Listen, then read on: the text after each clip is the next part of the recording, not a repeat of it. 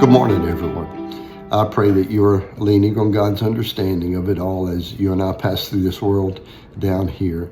So, in a band of brothers last night, we did what we've been doing for a few weeks now. We went back and touched on the sermon from last Sunday, which was basically on unity in the church. And Frank talked a lot about the fact that we all have different gifts from the Spirit. We all have different things that we're called to do. You are gifted differently than I am.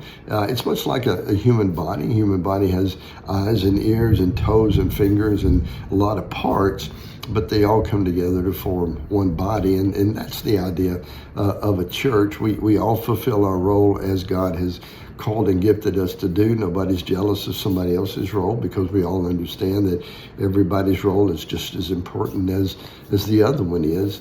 But the thing is, to fulfill our role, to fulfill our calling, we have to understand how are we gifted? What am I called to do?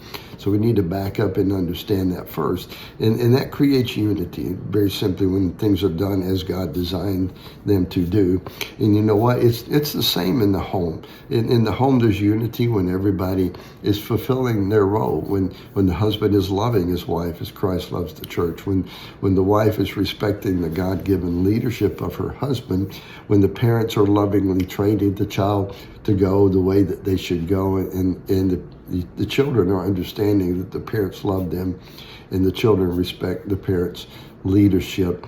It all comes together to form one, and that is unity. But the thing is, just like in the church, if we're going to fulfill our roles in the home, we have to understand what our roles are, right? What does it look like for a husband to love his wife as Christ loves the church? What does it look like for a wife to fulfill her role and submit to her husband?